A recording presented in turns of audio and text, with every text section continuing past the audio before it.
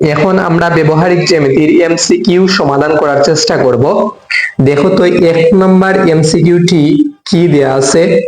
একটি ত্রিভুজের তিনটি কোণের পরিমাপ যথাক্রমে 30 ডিগ্রি, 60 ডিগ্রি ও 90 ডিগ্রি হলে ত্রিভুজটি কোন ধরনের ত্রিভুজ?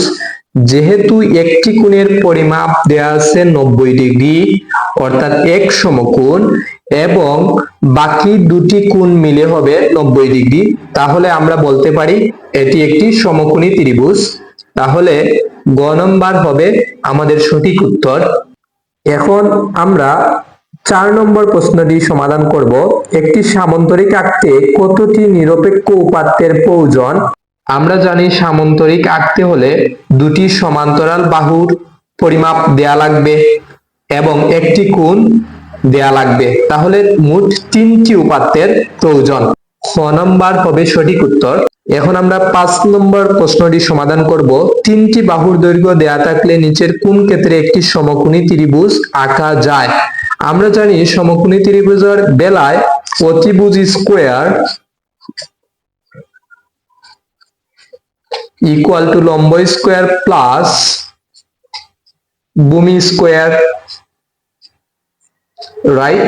অতিভুজকে স্কয়ার করে লম্ব স্কয়ার এবং ভূমি স্কয়ারের সমান হয়ে যায়, তাহলে আমরা বলতে পারি এটি সমকোণী ত্রিভুজ।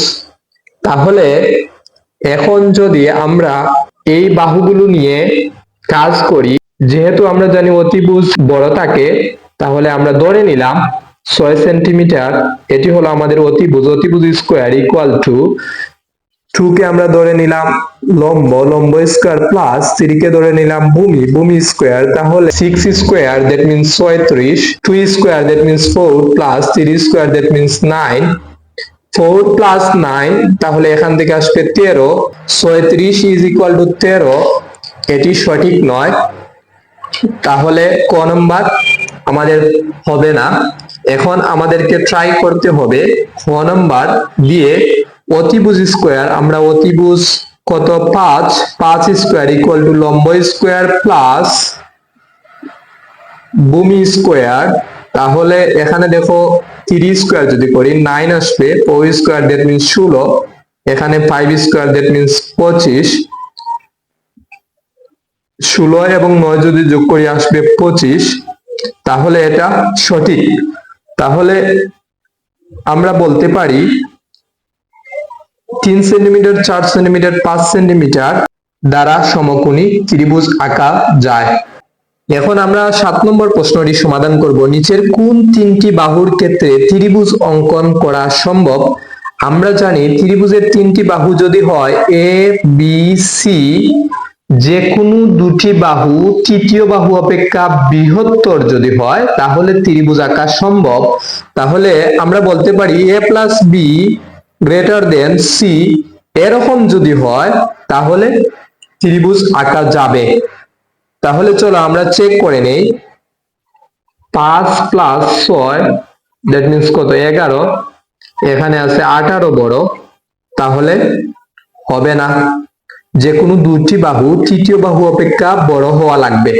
তাহলে 6 আর 7 যদি যোগ করি 13, 13 এর চেয়ে 18 বড়, এক্ষেত্রেও হবে না।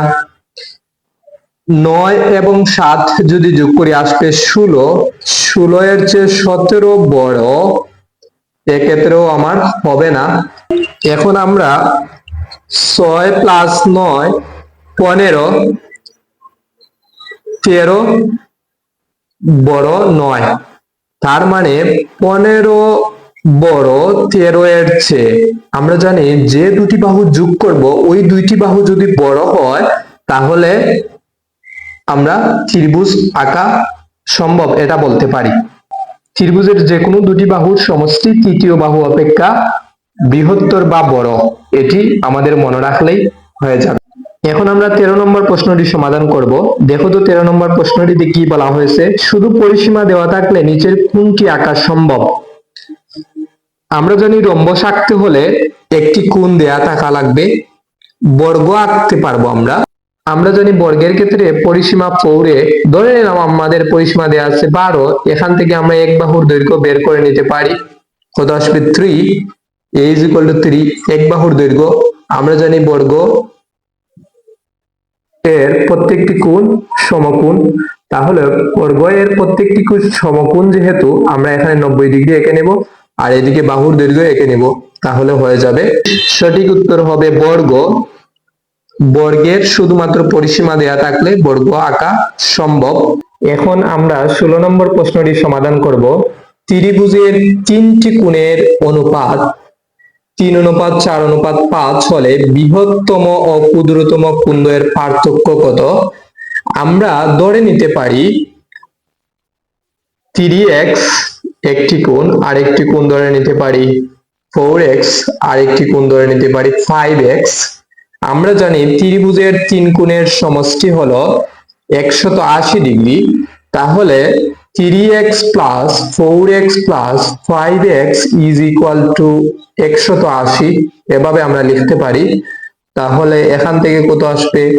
7, 7 5 12, 12 x is equal to 180, x is equal to 180 divided by 12, 180 divided by 12 যদি করি তাহলে এখান থেকে আমরা পেয়ে যাব 15, অর্থাৎ x is equal to 15। আমাদের বলা হয়েছে বৃহত্তম ও ক্ষুদ্রতম কোণদ্বয়ের পার্থক্য কত, এটি হলো আমাদের বৃহত্তম। তাহলে 5 into x এর মান 15, 5 15 75, এটি হলো আমাদের ক্ষুদ্রতম কোণ। 3 into 15, 3 15 45, তাহলে 75 মাইনাস 45 যদি করি কত আসবে? 30 ডিগ্রি হবে আমাদের সঠিক উত্তর। ক নাম্বার হবে আমাদের সঠিক উত্তর। আশা করি সবাই বুঝতে পারছো। এখন আমরা 20 নম্বর প্রশ্নটি সমাধান করব। একটি রম্বস আঁকতে কতটি উপাত্ত প্রয়োজন? আমরা জানি রম্বস আঁকতে হলে একটি বাহু এবং একটি কোণ দেয়া থাকলে রম্বস আঁকা সম্ভব, তাহলে দুইটি। কতটি উপাত্তের প্রয়োজন? দুইটি। ক number is the right answer. এখন আমরা 21 নম্বর প্রশ্নটি সমাধান করব। সমবাহু ত্রিভুজের একটি বাহুকে উভয় দিকে বর্ধিত করলে যে বহিস্থ কোণদ্বয় উৎপন্ন হয় তাদের সমষ্টি কত? আমরা একটি সমবাহু ত্রিভুজ আঁকি। একটি সমবাহু ত্রিভুজ এঁকে নিলাম, তিনটি বাহুই সমান। তাহলে তারা বলছে একটি বাহুকে উভয় দিকে বর্ধিত করলে, আমরা এই বাহুকে উভয় দিকে বর্ধিত করে নিলাম, বর্ধিত করলে যে বহিস্থ কোণদ্বয় উৎপন্ন হয় তাদের সমষ্টি। এখানে এখানে কত ডিগ্রি কোণ হয় তাদের সমষ্টি আমাদের বের করতে হবে। আমরা জানি সমবাহু ত্রিভুজের প্রত্যেকটি কোণ 60 ডিগ্রি, এটা 60, এটা 60 এবং এটা 60 ডিগ্রি। যেহেতু এখান থেকে এখানে টোটাল 180 ডিগ্রি, তাহলে 180 থেকে যদি আমরা 60 বিয়োগ করে দেই তাহলে এটা হবে 120। আবার এখান থেকে এখানে 180 ডিগ্রি টোটালটা, তাহলে 180 থেকে যদি 60 মাইনাস করে দেই, অর্থাৎ এই জায়গাটুকু ফেলে দেই, তাহলে এখানে আসবে 120। 120 যোগ 120 আলটিমেটলি আসবে 240 ডিগ্রি। তাহলে সমবাহু ত্রিভুজের একটি বাহুকে উভয় দিকে বর্ধিত করলে যে বহিস্থ কোণদ্বয় উৎপন্ন হয় তাদের সমষ্টি হবে 240 ডিগ্রি। গ নাম্বার হবে সঠিক উত্তর।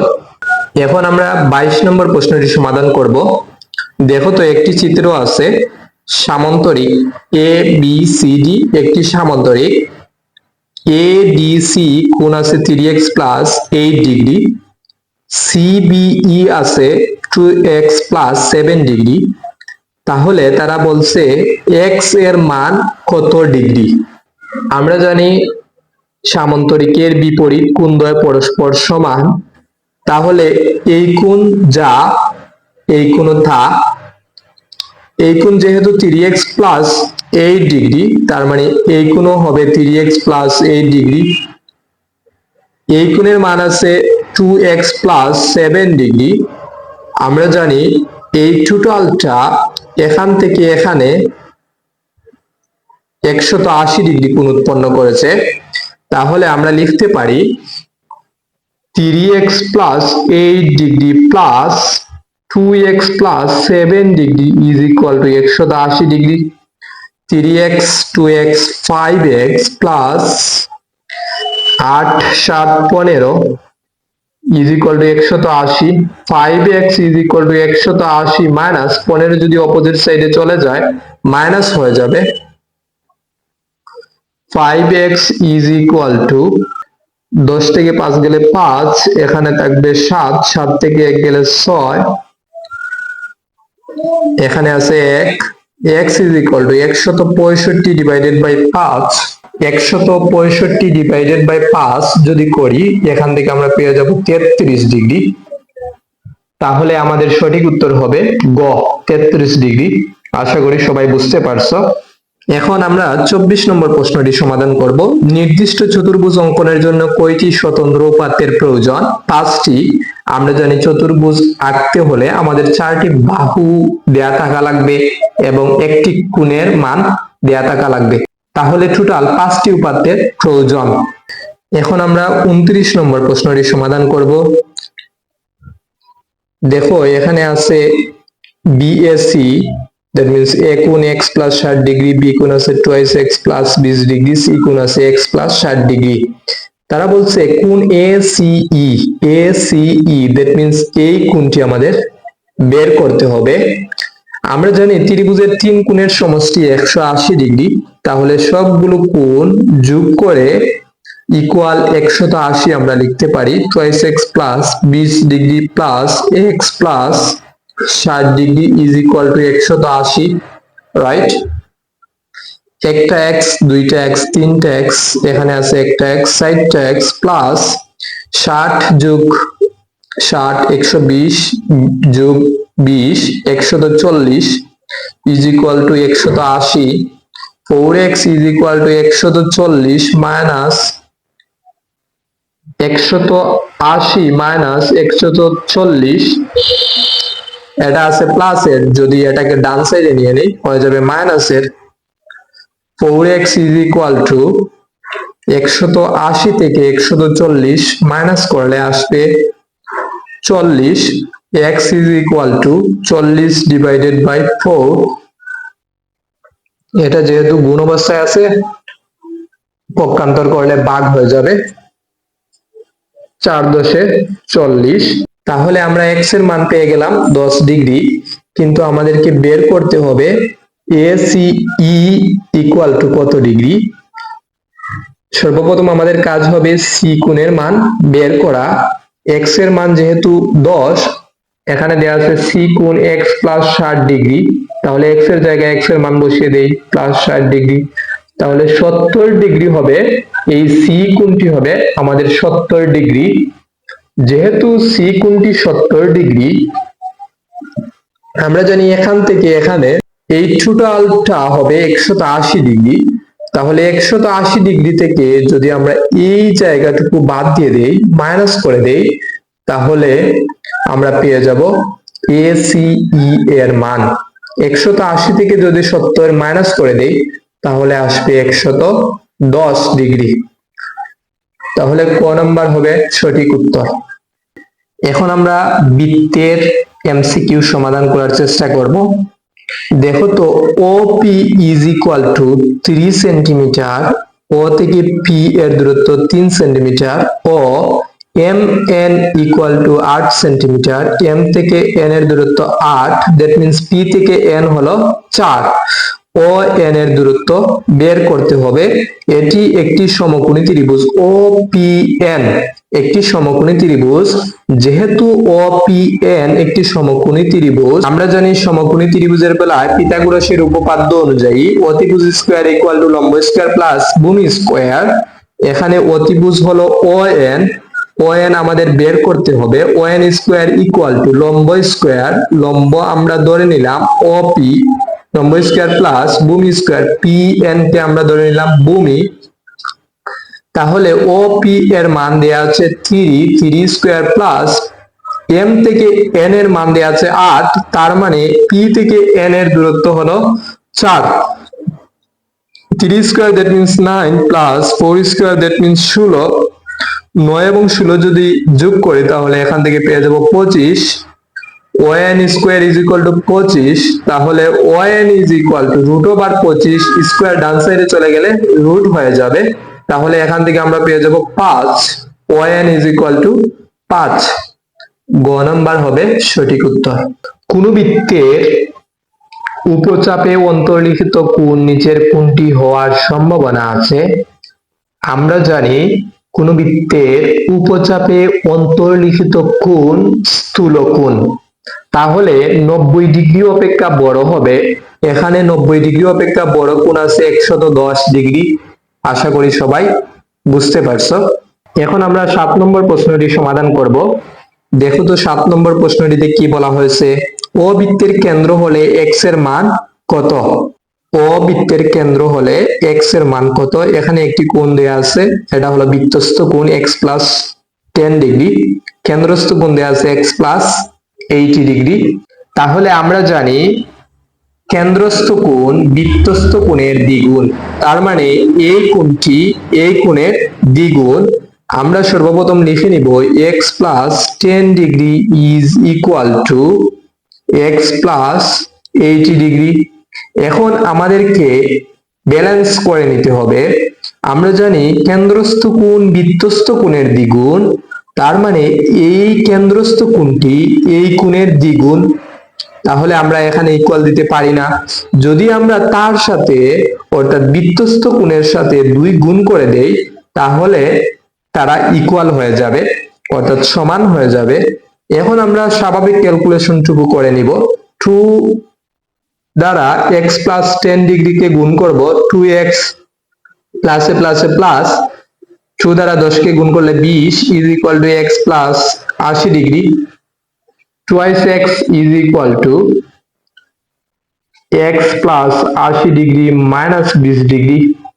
যদি প্লাসের 20 ডান সাইডে চলে যায় মাইনাসের 20 হয়ে যাবে। 2x, x কে বাম সাইডে নিয়ে আসবো তাহলে মাইনাসের x হয়ে যাবে। 80 থেকে যদি 20 মাইনাস করে দেই তাহলে এখান থেকে আমরা পেয়ে যাব 60 ডিগ্রি। দুইটা x থেকে একটা x বাদ দিয়ে দিলে একটা x থাকবে। আলটিমেটলি আমরা পেয়ে গেলাম x is equal to 60 degree. তাহলে 60 ডিগ্রি হবে আমাদের সঠিক উত্তর। আশা করি সবাই বুঝতে পারছো। এখন আমরা 9 নম্বর প্রশ্নটি সমাধান করব। একই টাইপের প্রশ্ন, 7 নম্বর প্রশ্নটি যেভাবে আমরা সমাধান করে নিয়েছিলাম একই টাইপের প্রশ্ন 9 নম্বর প্রশ্নটিও। এখানে তারা বলে দিয়েছে কোন বৃত্তের একই চাপের উপর বৃত্তস্থ কোণ ও কেন্দ্রস্থ কোণের মান যথাক্রমে 2y প্লাস 10 ডিগ্রি এবং y প্লাস 110 ডিগ্রি হলে y এর মান কত? এটা হলো বৃত্তস্থ কোণ, এটা হলো কেন্দ্রস্থ কোণ। সর্বপ্রথম আমরা কি করব, লিখে নিব 2y plus 10 degree is equal two y plus 110 degree. এখন এটা যেহেতু কেন্দ্রস্থ কোণ, এটা হলো বৃত্তস্থ কোণ, আমরা জানি কেন্দ্রস্থ কোণ বৃত্তস্থ কোণের দ্বিগুণ, তার মানে কেন্দ্রস্থ কোণটা বৃত্তস্থ কোণের 2 গুণ। তাহলে এটার সাথে 2 যদি আমরা গুণ করে দেই তখনই তারা সমান হবে, আদারওয়াইজ সমান হবে না। এখন আমরা স্বাভাবিক ক্যালকুলেশন করে নিব। 2 দুগুণে 4y প্লাসে প্লাসে প্লাস 10 দুগুণে 20 is equal two y plus 110। 4y is equal two y plus 110 minus প্লাসের 20 ডান সাইডে চলে গেলে হয়ে যাবে মাইনাসের 20। তাহলে 4y প্লাসের y বাম সাইডে চলে আসলে হয়ে যাবে মাইনাসের y। 110 থেকে 20 যদি মাইনাস করি তাহলে কত আসবে, 90 ডিগ্রি। 4টা y থেকে একটা y যদি মাইনাস করি এখান থেকে আমরা পেয়ে যাব 3টা y is equal two 90 degree. তাহলে y এর সাথে 3 কি অবস্থায় আছে, গুণ অবস্থায় আছে, তাহলে চলে যাবে ভাগ অবস্থায়। এখান থেকে আমরা আলটিমেটলি পেয়ে যাব y is equal to 30 degree. আশা করি সবাই বুঝতে পারছো। তাহলে y এর মান বের হবে আমাদের 30 ডিগ্রি। ক নাম্বার হবে আমাদের সঠিক উত্তর। এখন আমি তোমাদেরকে 4টি এমসিকিউ দেখাবো। এই 4টি এমসিকিউ থেকে তোমরা যে কোনো একটি অথবা 2টি প্রশ্ন পেতে পারো। লিখে রাখো ভাইয়া, আমি তোমাদেরকে গ্যারান্টি দিয়ে বলতেছি এই 4টি এমসিকিউর মধ্যে তোমরা একটি অথবা 2টি প্রশ্ন পেতে পারো। এখন আমি তোমাদেরকে যে 4টি প্রশ্ন দেখাচ্ছি, এই 4টি প্রশ্ন থেকে একটি অথবা দুটি প্রশ্ন আসবেই আসবে। দেখো, 1 নম্বরে আমি লিখে রেখেছি কোন বৃত্তের উপচাপের উপর দণ্ডায়মান কোণ সূক্ষ্ম কোণ, মনে রাখতে হবে। কোন বৃত্তের অধিচাপের উপর দণ্ডায়মান কোণ স্থূল কোণ। 3 নম্বর প্রশ্নটি হলো কোন বৃত্তের উপচাপে অন্তর্লিখিত কোণ স্থূল কোণ, কোন বৃত্তের অধিচাপে অন্তর্লিখিত কোণ সূক্ষ্ম কোণ। এখন তোমরা যদি এই 4টি প্রশ্ন মনে না রাখতে পারো, তাহলে যে কোনো দুটি প্রশ্নই মনে রাখলে তোমাদের হয়ে যাবে। তোমরা চাইলে এটি এবং এটি মনে রাখতে পারো। কোন বৃত্তের উপচাপের উপর দণ্ডায়মান কোণ সূক্ষ্ম কোণ, তাহলে কোন বৃত্তের অধিচাপের উপর দণ্ডায়মান কোণ স্থূল কোণ। তাহলে এটা বলতে পারবে কোন বৃত্তের উপচাপে অন্তর্লিখিত কোণ হলো স্থূল কোণ। এখানে দণ্ডায়মান কোণ সূক্ষ্ম কোণ, এখানে অন্তর্লিখিত কোণ স্থূল কোণ। অথবা তোমরা যদি চাও এটি এবং এটি মনে রাখতে, তাহলেই হয়ে যাবে। কোন বৃত্তের উপচাপের উপর দণ্ডায়মান কোণ সূক্ষ্ম আর অধিচাপের উপর দণ্ডায়মান কোণ হবে স্থূল, উপচাপের উপর অন্তর্লিখিত কোণ হবে স্থূল, তাহলে অধিচাপে অন্তর্লিখিত কোণ হবে সূক্ষ্ম। এখন আমরা 13 নম্বর প্রশ্নটি সমাধান করব। দেখো, বৃত্তের ভেতরে একটি ত্রিভুজ আছে এবিসি। চিত্রে ও কেন্দ্রবিশিষ্ট এবিসি বৃত্তের ব্যাস বিসি হলে কোণ বিএসি ইজ ইকুয়াল টু কত? বিএসি ইজ ইকুয়াল টু কত?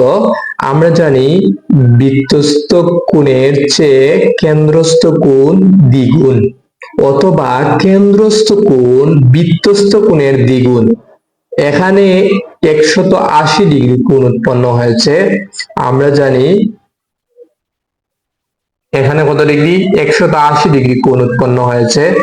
যদি এখানে 180 ডিগ্রি কোণ উৎপন্ন হয়, তাহলে বৃত্তস্থ কোণটি হবে কত? 90 ডিগ্রি।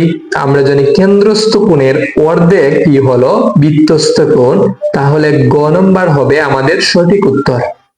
এখন দেখো তো 21 নম্বর প্রশ্নটি, অর্ধবৃত্ত অপেক্ষা ছোট চাপে অন্তর্লিখিত কোণ স্থূল কোণ। এটি তোমাদের মনে রাখতে হবে। এরপরে 23 নম্বর প্রশ্নটি আমরা সমাধান করব। পাশের চিত্রে A B C is equal to কত? A B C is equal to কত? আমরা জানি বৃত্তে অন্তর্লিখিত চতুর্ভুজের একটি বাহু বর্ধিত করলে যে বহিঃস্থ কোণ উৎপন্ন হয় তা বিপরীত অন্তঃস্থ কোণের সমান। তাহলে এখানে আমরা যে বহিঃস্থ কোণটি দেখতে পাচ্ছি তার বিপরীত অন্তঃস্থ কোণের সমান। এটি 82 ডিগ্রি হলে এবিসি ও 82 ডিগ্রি হবে। তাহলে গ নম্বর হবে আমাদের সঠিক উত্তর। এখন আমরা 28 নম্বর প্রশ্নটি সমাধান করব। দেখো তো, চিত্রে ডিসি ইজ ইকুয়াল টু কত? ডিসিই ইজ ইকুয়াল টু কত? আমরা জানি এটা 94 ডিগ্রি হলে এটা 94 ডিগ্রি। বৃত্তস্থ চতুর্ভুজের বহিঃস্থ কোণের বিপরীত অন্তঃস্থ কোণের সমান। তাহলে এটা 94 ডিগ্রি হলে এটা 94 ডিগ্রি, এটা 20 ডিগ্রি। 94 ডিগ্রি প্লাস 20 ডিগ্রি কত হবে? 4 11 114 ডিগ্রি। এখন যেহেতু সিডিই একটি ত্রিভুজ, আমরা জানি ত্রিভুজের 3 কোণের সমষ্টি 180 ডিগ্রি। অলরেডি আমরা 114 ডিগ্রি পেয়ে গেছি। 180 ডিগ্রি থেকে যদি আমরা 114 ডিগ্রি মাইনাস করে দেই, তাহলে আমরা পেয়ে যাব কোণ ডিসিই এর মান, অর্থাৎ 66 ডিগ্রি। আশা করি সবাই বুঝতে পারছো। এখন আমরা 29 নম্বর প্রশ্নটি করব। 3 সেন্টিমিটার ও 5 সেন্টিমিটার ব্যাসার্ধ বিশিষ্ট দুইটি বৃত্ত পরস্পরকে অন্তঃস্পর্শ করলে তাদের কেন্দ্রদ্বয়ের দূরত্ব কত হবে? আমরা জানি দুইটা বৃত্ত যদি অন্তঃস্পর্শ করে তাদের ব্যাসার্ধ দ্বয়ের পার্থক্যই হবে কেন্দ্রদ্বয়ের দূরত্ব। তাহলে 5 থেকে যদি আমরা 3 বিয়োগ করি তাহলে কত পাবো? 2 পাবো। তাহলে ক হবে আমাদের সঠিক উত্তর। তবে মনে রাখতে হবে একটি ব্যাসার্ধ থেকে অপরটি ব্যাসার্ধ বিয়োগ করতে হবে, ব্যাস থেকে নয়। এখন আমরা 38 নম্বর প্রশ্নটি সমাধান করব। দেখো তো 38 নম্বর প্রশ্নে কি বলা হয়েছে, দুইটি বৃত্ত পরস্পরকে বহিঃস্পর্শ করে, এদের একটির ব্যাস 10 সেন্টিমিটার এবং অপরটির ব্যাসার্ধ 4 সেন্টিমিটার। বৃত্তদ্বয়ের কেন্দ্রদ্বয়ের মধ্যবর্তী দূরত্ব। দুইটা বৃত্ত যদি বহিঃস্পর্শ করে তাহলে কেন্দ্রদ্বয়ের মধ্যবর্তী দূরত্ব দুটি বৃত্তের ব্যাসার্ধকে যোগ করে নিলেই হয়ে যাবে। তাহলে একটির ব্যাসার্ধ আছে 4 এবং একটির ব্যাস আছে 10, ব্যাস থেকে আমাদের ব্যাসার্ধ বের করে নিতে হবে অর্থাৎ 5, এবং একটির ব্যাসার্ধ 4, 5 যোগ 4 যদি করি তাহলে এখান থেকে পেয়ে যাব 9। তাহলে গ হবে আমাদের সঠিক উত্তর। এর আগের প্রশ্নটিতে আমরা পেয়েছিলাম দুইটা বৃত্ত অন্তঃস্পর্শ করলে তাদের কেন্দ্রদ্বয়ের দূরত্ব, আর এখন আমরা যে প্রশ্নটি দেখে নিয়েছি সেটি হলো দুইটা বৃত্ত পরস্পরকে বহিঃস্পর্শ করলে তাদের কেন্দ্রদ্বয়ের দূরত্ব, রাইট। তাহলে যদি অন্তঃস্পর্শ করে আমরা বিয়োগ করব একটা ব্যাসার্ধ থেকে আরেকটি ব্যাসার্ধ, এবং বহিঃস্পর্শ করলে দুটি ব্যাসার্ধই আমরা যোগ করে দিব। এখন দেখো এখানে একটি চিত্র আছে, অকেন্দ্রবিশিষ্ট বৃত্তে পি এ ও পি বি দুইটি স্পর্শ করলে এ ও বি আমরা জানি এই কোণ এবং এই কোণ মিলে হয় 180 ডিগ্রি। তাহলে পি কোণ যেহেতু আছে 55 ডিগ্রি, তাহলে আমরা 55 ডিগ্রি মাইনাস করে দিব।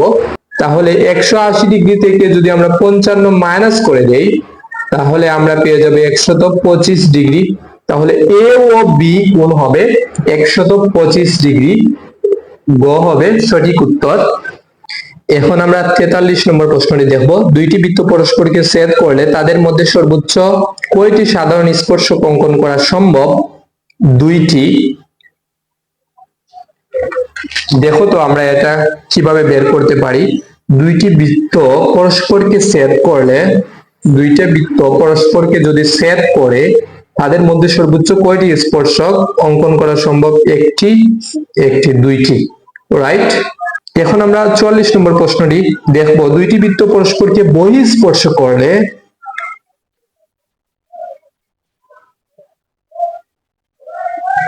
কয়টি স্পর্শক অঙ্কন করা সম্ভব? একটি, দুইটি, এদিকে একটি, তিনটি। তাহলে দুইটি বৃত্ত যদি পরস্পরকে বহিঃস্পর্শ করে তাহলে তিনটি স্পর্শক আঁকা সম্ভব, এবং দুটি বৃত্ত যদি পরস্পরকে অন্তঃস্পর্শ করে তাহলে দুটি স্পর্শক আঁকা সম্ভব। আশা করি সবাই বুঝতে পারছো। এখন আমরা বীজগাণিতিক অনুপাত ও সমানুপাতের এমসিকিউ সমাধান করার চেষ্টা করব। দেখো তো 5 নম্বর এমসিকিউটি কি আছে, 25% লাভে ক্রয় মূল্য বিক্রয় মূল্যের অনুপাত কত? আমরা ধরে নিব ক্রয় মূল্য 100 টাকা, বিক্রয় মূল্য যেহেতু 25% লাভ হয়েছে তাহলে বিক্রয় মূল্য হবে 125 টাকা। এখন 100 যেহেতু তারা বলছে ক্রয় মূল্য বিক্রয় মূল্যের অনুপাত, তাহলে 100 অনুপাত 125, আমরা যদি 25 দ্বারা কাটি তাহলে এখানে পাবো 4 25 100, 5 25 125, 4 অনুপাত 5। তাহলে ক্রয় মূল্য বিক্রয় মূল্যের অনুপাত হবে 4 অনুপাত 5। এখন আমরা 9 নম্বর প্রশ্নটি সমাধান করব, দুইটি সংখ্যার অনুপাত 4 অনুপাত 5 এবং এদের লসাগু 120 হলে বৃহত্তম সংখ্যাটি কত? আমরা ধরে নিতে পারি সংখ্যা দুটি, একটি 4x এবং একটি 5x। এখন যেহেতু তাদের লসাগু বলছে তাহলে 4 5 20, x ইজ ইকুয়াল টু 120। তাহলে এখান থেকে x ইজ ইকুয়াল টু আসবে 120, এটা যেহেতু গুণ অবস্থায় আছে তাহলে এটা চলে যাবে ভাগ অবস্থায়। 6, x এর মান বের হবে 6। তারা বলছে বৃহত্তম সংখ্যাটি কত? বৃহত্তম সংখ্যা হলো 5x, 5 into 6 that means 30। তাহলে হবে গ নম্বর সঠিক উত্তর। এখন আমরা 10 নম্বর প্রশ্নটি সমাধান করব, দুইটি সংখ্যার অনুপাত 3 অনুপাত 2 এবং এদের লসাগু 42 হলে সংখ্যা দুটির গোসাগু কত? আমরা সংখ্যা দুটি ধরে নিতে পারি, একটি 3x এবং একটি 2x। এদের লসাগু 42 হলে সংখ্যা দুটির গোসাগু কত? আমরা জানি লসাগু বের করতে হলে এই দুটিকে গুণ করতে হবে, 3 এবং 2 যদি গুণ করি 6x লিখতে হবে ইজ ইকুয়াল টু 42। 6x এর সাথে গুণ অবস্থায় আছে, অপোজিট সাইডে চলে গেলে ভাগ হয়ে যাবে। 6 7 42, x এর মান বের হবে 7। এখন তারা বলছে সংখ্যা দুটির গসাগু কত, তাহলে x এর মান যা বের হবে এটি হলো আমাদের গসাগু। খ নাম্বার হবে সঠিক উত্তর। আশা করি সবাই বুঝতে পারছো। এখন আমরা 14 নম্বর প্রশ্নটি সমাধান করব। বর্গক্ষেত্রের এক বাহুর পরিমাপ x একক হলে উহার পরিসীমা ও কোণের দৈর্ঘ্যের অনুপাত কত। আমরা জানি বর্গক্ষেত্রের পরিসীমা হলো 4x, যদি x তার বাহুর দৈর্ঘ্য হয় তাহলে বর্গক্ষেত্রের পরিসীমা হবে 4x। কোণের দৈর্ঘ্য হবে √2 × x।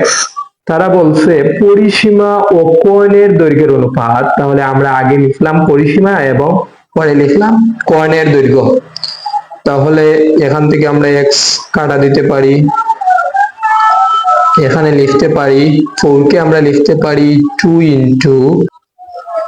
√2 আমরা জানি দুইটি √2 এর গুণফল 2, এখান থেকে আসবে 2, এখানে 2, 2 দুগুণে 4 অনুপাত 2। তাহলে এখান থেকে আমরা কাটা দিলে এখানে থাকবে 1, 2 √2 অনুপাত 1। তাহলে সঠিক উত্তর হবে 2 √2 অনুপাত 1। এখন আমরা 16 নম্বর প্রশ্নটি করব। চা ও চিনির অনুপাত 7:3, মিশ্রণে চায়ের পরিমাণ শতকরা কত। যেহেতু এটি হলো চা, এটি হলো চিনি, প্রথমে আছে চা তারপরে আছে চিনি, তাহলে এটি হবে চা, এটি হবে চিনি। আমাদেরকে বের করতে হবে চায়ের পরিমাণ শতকরা। তাহলে চা কত আছে 7, ওই দুইটি যোগ করতে হবে 10 × 100। শতকরা পরিমাণ যেহেতু বলছে তাহলে আমরা এখানে 100 লিখে দিব। তাহলে 0 0 কাটা যাবে, 10 এর সাথে 7 যদি গুণ করি 7 × 10 = 70%। 70% হবে আমাদের সঠিক উত্তর। এখন আমরা 26 নম্বর প্রশ্নটি সমাধান করব। দুইটি সংখ্যার অনুপাত 3:5 এবং এদের গসাগু 4 হলে সংখ্যা দুটির লসাগু কত। আমরা ধরে নিতে পারি একটি সংখ্যা 3x এবং অপর সংখ্যাটি 5x, এদের গসাগু 4 হলে লসাগু কত। লসাগু আমরা বের করি 3 5 15 x, তাহলে x এর জায়গায় গসাগু যা তা বসিয়ে দিব। গসাগু হলো 4, 4 15 60, তাহলে সঠিক উত্তর হবে 60। এখন আমরা 43 নম্বর প্রশ্নটি সমাধান করব। a:b = 4:5, b:c = 2:3 হলে a:b:c = what। তাহলে আমরা এটাকে লিখতে পারি a অনুপাত b = 4:5, b:c = 2:3। এখন আমরা খেয়াল করলে দেখতে পাবো a হলো 4, b হলো 5, b হলো এখানে 2, c হলো 3। তাহলে এখানে b 5, এখানে b আছে 2, তাহলে এটি আমাদেরকে কি করতে হবে, মিলিয়ে নিতে হবে। তাহলে আমরা যদি এটাকে 2 দ্বারা গুণ করি এবং এটাকে 5 দ্বারা গুণ করি, 2 দ্বারা যদি গুণ করি এখানে আসবে 8 অনুপাত 10। এখানে যদি আমরা 5 দ্বারা গুণ করি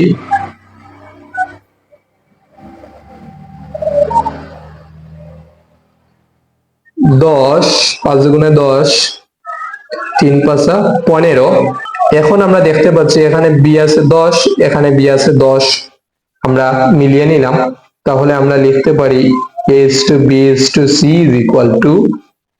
8:10:15। আশা করি সবাই বুঝতে পারছো।